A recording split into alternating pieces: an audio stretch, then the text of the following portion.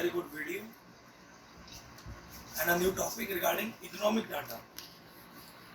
UPSC 2019, they ask about the data regarding import of pulses or the rice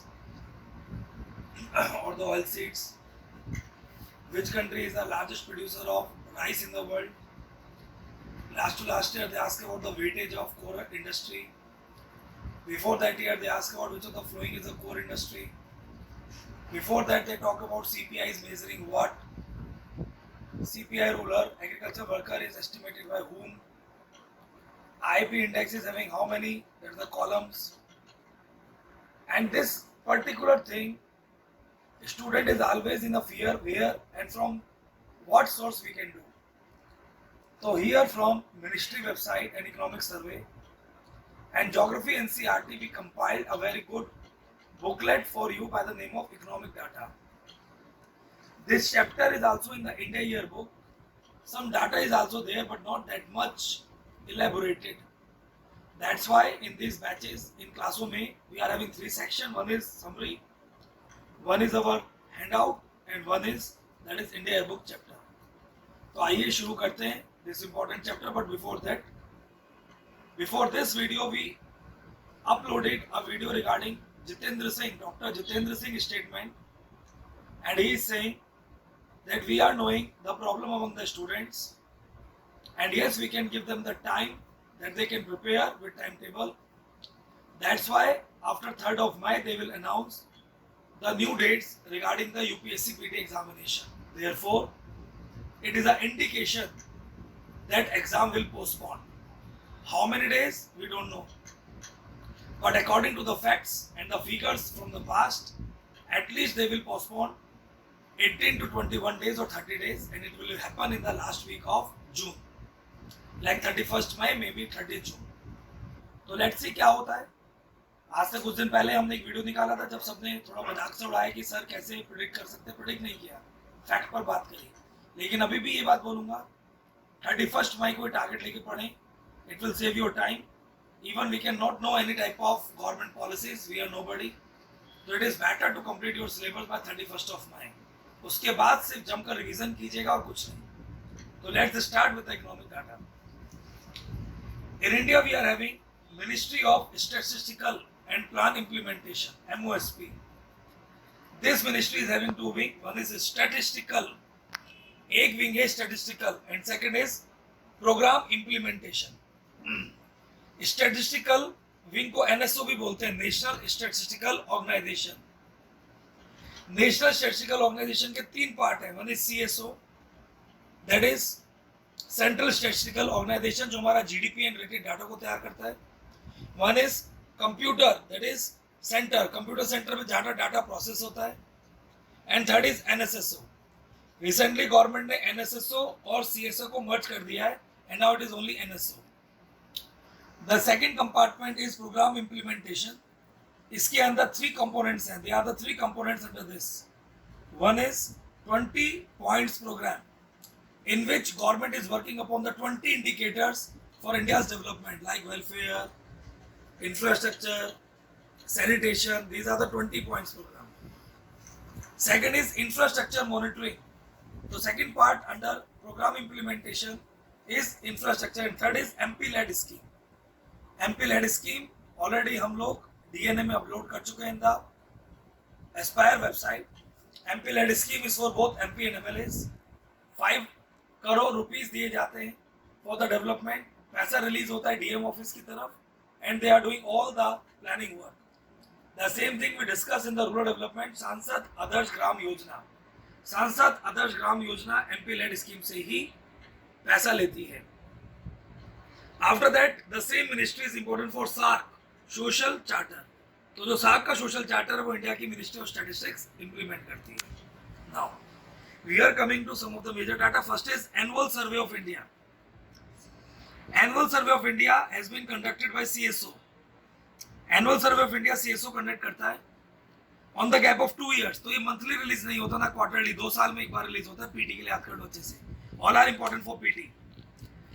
तो annual survey of India CSO release करता है 2 years के लिए और ये सिर्फ ऑर्गेनाइज्ड मैन्युफैक्चरिंग सेक्टर के लिए है. तो जो भी ऑर्गेनाइज्ड मतलब जहाँ पे 10 से ज्यादा लोग काम करते हैं, फॉर्मल है। इसका मतलब नॉन गवर्नमेंट और नॉन अनऑर्गेनाइज को कौन करता है? एनएसएसओ। तो इनफॉर्मल इंडस्ट्रीज, अनऑर्गेनाइज इंडस्ट्री का सर्वे करता है एनएसएसओ, ऑर्गेनाइज का करता है CSO by the name of annual survey of industry. इसका बेस ईयर है 2013-14, बाकी सबका है 2011-12, याद रखना पीडी के लिए। Only annual survey of India base year is 2013 and 14. It is providing the complete industrial statistics. Organized manufacturing sector under 4 compartment. Number 1, production, investment, cost and employment.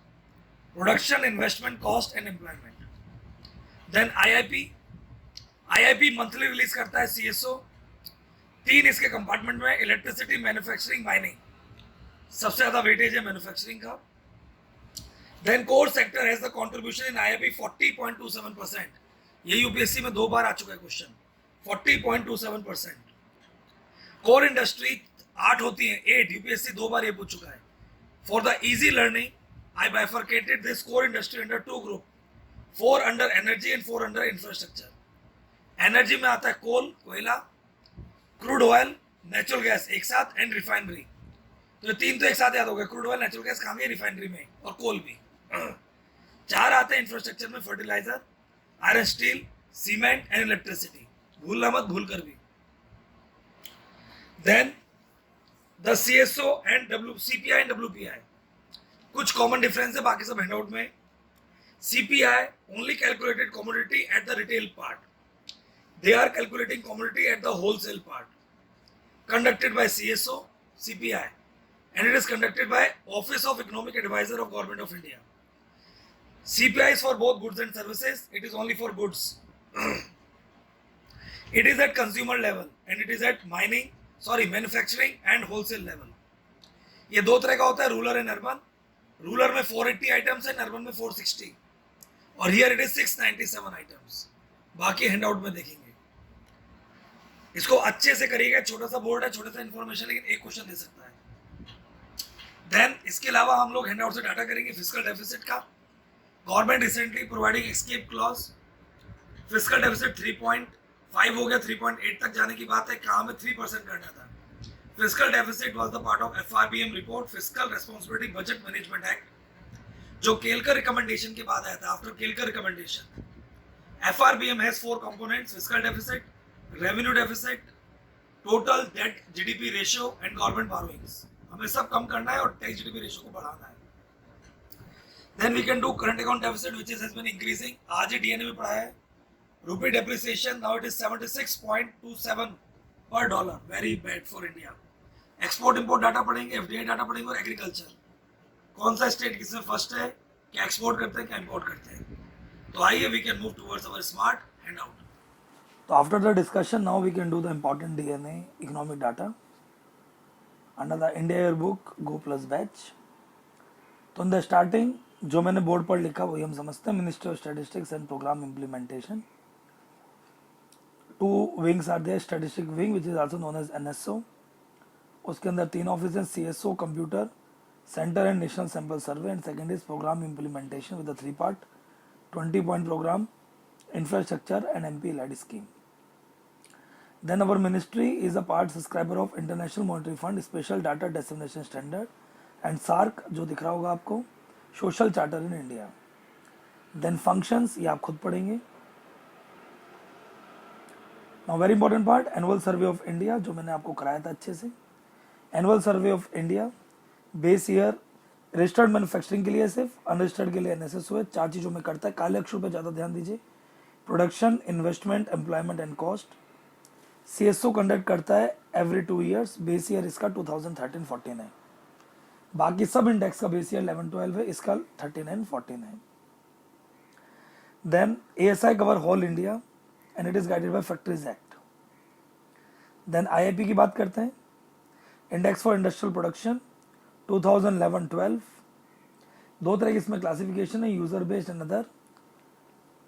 पहले वाली क्लासिफिकेशन में 3 सेक्टर आते हैं, मैन्युफैक्चरिंग सबसे ज़्यादा weightage, mining and electricity.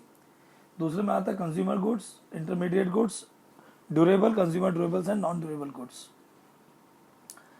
IIP constructed by CSO, central statistical organisation करता है। 322 items हैं, 407 टोटल हैं। माइनिंग का वेटेज 14%, मैन्युफैक्चरिंग 77% जो ऑलरेडी मैंने बता दिया, एंड इलेक्ट्रिसिटी 7% सबसे कम। यूजर बेस्ड क्लासिफिकेशन में प्राइमरी गुड्स का सबसे ज़्यादा वेटेज है 34%, then capital goods, intermediate goods, infrastructure goods, consumer durables and non durables. Non durables का 15% है सेकेंड नंबर पर। ओवरऑल में इंटरमीडिएट गुड्स सेकेंड नंबर पर है। देन कोर इंडस्ट्री 8 होती है जो मैंने बताया, 4 in energy, coal, crude oil, natural gas, refinery and for infrastructure, fertiliser, steel, cement, electricity. सबसे ज़्यादा वेटेज है रिफाइनरी प्रोडक्ट्स का अगर आप देखें, दैट इज 28%, और सबसे कम वेटेज है फर्टिलाइजर का, PT examination. Then difference between WPI CPI. WPI amounts to the average change in the price at wholesale level. Here it is retail level. Conducted by Officer of Economic Advisor. Here is CSO. Goods only, goods and services already मैंने बताया है. Manufacturer, wholesaler, consumer. 697 item, 448 and 460 rural and urban. 2011-12 base year. So this is about main difference between WPI and CPI. Then अलग से दिखा रखा है that presently CPI is coming under all this category: industrial worker, agriculture labour, rural labour, urban, rural and combined. सारे जो है CSO छापता है except WCPI, industrial worker, agriculture worker and rural labour. Compiled are occupation specific to labour bureau. तो labour bureau निकालता है industrial worker का, agriculture labour का और रूरल लेबर का, ये याद रखेंगे। The index compiled by urban and rural and combined CSO। Then one more, Consumer Food Price Index is also one of the new index and field operation is guided by NSSO। तो ये आपको बहुत अच्छे से याद रखना है, यहीं से क्वेश्चन बनता है। देन होलसेल प्राइस इंडेक्स की खूबियां दे रखी हैं। Below that economic data start हो जाता है, capital, GDP। Then physical deficit 3.8 आया, स्केप क्लोज अगले साल का 3.5 हमने रखा है। तो this is a part of physical situation. Then India is the 5th largest economy as per world economic organization. Here is the overall BRICS countries and the growth. India का one of the lowest part की side आता है, लेकिन growth में हम ऊपर की side आते हैं, बाकी इंडिकेटर्स में नीचे आते हैं। Then here is CPI, WPI inflation and FDI flow which in a recent time has been decreasing. फिर ट्रेंड इन द डेफिसिट दिख रहा होगा 4.1, 3.8 एंड देन नेक्स्ट 3.5। तो ये आप याद कर लेंगे अच्छे से। देन करंट अकाउंट डेफिसिट का डाटा है, पब्लिक डेट का डाटा है, ये आप खुद पढ़ेंगे एनालाइज करके। Now very important part, 15 finance commission, 14 finance commission criteria. Income distance था 50 अबे 45। पॉपुलेशन 1971 14 फाइनेंस कमीशन ने लिया था 71.5, 15 ने नहीं लिया। पॉपुलेशन 2011 का 14 ने लिया था 10%, इसने लिया 15%। एरिया दोनों में 15-15 था। फॉरेस्ट कवर उसमें 7.5 था, इसमें हो गया forest and ecology 10%। Demographic performance नहीं था कि किसने कितना कंट्रोल किया, इस बार हो गया 12.5। और टैक्स एफर्ट नया जुड़ गया 2.5। This is a very important part for your examination, believe me and trust me, यहाँ से क्वेश्चन फंस सकता है। देन एग्रीकल्चर प्रोडक्शन का data, India is largest in banana, milk production, buffalo, pulses producer in the world. Among vegetable India ranks second in the world, first in the okra. India is the largest producer of millet in the world, second largest producer of wheat, rice and paddy in the world. तो all this things UPSC आज last year ही पूछा था कौन सबसे ज़्यादा करता है, तो नीचे हमने कुछ क्रॉप्स दिए। राइस में सबसे ज़्यादा वेस्ट बंगाल पंजाब है, पर हेक्टेयर में पंजाब है। India is the second largest producer of rice after the China. Wheat में सबसे ज़्यादा उत्तर प्रदेश है, पंजाब है। India is the second largest producer of wheat after China. Millets में राजस्थान है, कर्नाटक है। Jowar is the third most important food crop with respect to area and production. Then maize में सबसे ज़्यादा कर्नाटक है, फिर महाराष्ट्र है। India is the 7th largest producer world wide, सबसे ज़्यादा USA में है। Pulses Madhya Pradesh, Rajasthan. India is the largest producer as well as consumer of pulses in the world, PT। इसे लास्ट ईयर जब पल्सेस का क्वेश्चन आया तो गलत हो गया, पल्सेस इंपोर्ट करते हैं लेकिन इतना नहीं करते जितना ऑयल सीड्स करते हैं। देन एक्सपोर्ट डाटा हेडलाइट्स हो गया। 2019-20 में सबसे ज़्यादा जो हमने एक्सपोर्ट किया है that is petroleum product, second number पर pearl, precious, semi precious, stone, और थर्ड नंबर पर drug formulation and biologicals, PT examination. इसी तरह से इंपोर्ट का डाटा देखो, सबसे ज़्यादा हमने पेट्रोलियम क्रूड इंपोर्ट किया, फिर गोल्ड और फिर पेट्रोलियम प्रोडक्ट्स। तो पेट्रोलियम प्रोडक्ट्स हम एक्सपोर्ट भी करते हैं और इंपोर्ट भी करते हैं। तो this is a data regarding the petrol and petrol products. फिर नीचे दे रखा है largest export items from India, petroleum product, precious stone, import crude, pearl, gold and petroleum products. India largest trading partner है USA, चाइना, UAE। तो सबसे ज़्यादा हम ट्रेड करते हैं USA से, फिर चाइना से, फिर UAE। That's why USA is important for India. Then FDI inflow दिया गया है, all the data regarding FDI inflow. सबसे ज़्यादा एफडीआई ट्रेड हमारा होता है यूएस से, देन चाइना, यूएई ऊपर है, फिर एफडीआई इनफ्लो। इंपॉर्टेंट टर्म्स है, इंपोर्ट इलास्टिसिटी ऑफ एक्सपोर्ट क्या होता है, नेट इंटरनेशनल इन्वेस्टमेंट पोजीशन क्या होता है, ये आप पढ़ सकते हैं खुद से। फिर नेट रेमिटेंसेस, जो हमें भारत के देशों से पैसा आता है। तो India is a leading country in the origin of international migration, mainly from West Asia, Qatar, Oman, UAE, South East Asia, Malaysia, Indonesia, Philippines, UK. World Bank report largest recipient of remittances India. फिर data दे दिया capital account, current account deficit का, ये आप खुद देख सकते हैं। देन पेज नंबर 23 पर India first signing the free trade agreement with Sri Lanka, then SAFTA, then Nepal, then Bhutan. तो here is all the free trade agreement and their overall origin. तो in this handout this is overall compilation for you people. Indian book की तरफ चलते हैं। ये chapter सबसे ज़्यादा डल है इंडियन बुक के अंदर। देखते हैं चैप्टर के अंदर क्या दे रखा है।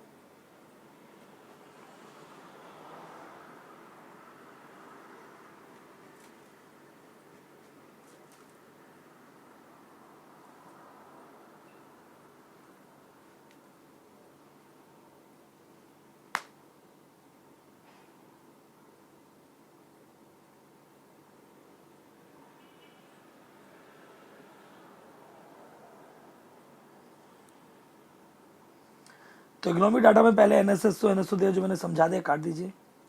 नेशनल स्टैटिकल कमीशन दे रखा है, 2005 में बना था आफ्टर रंगराजन, बस इतना याद रखना है। एनुअल सर्वे ऑफ इंडस्ट्री कर लिया, काट दीजिए। आईआईपी कर लिया, काट दीजिए। एनएसएसओ कर लिया, काट दीजिए। बस एनएसएसओ में याद रखिए, it is responsible to conduct large scale sample survey in diverse field. Primary data collected, इसी के बेसिस पर हम लोगों के यहाँ पॉवर्टी लाइन एस्टिमेशन किया जाता था।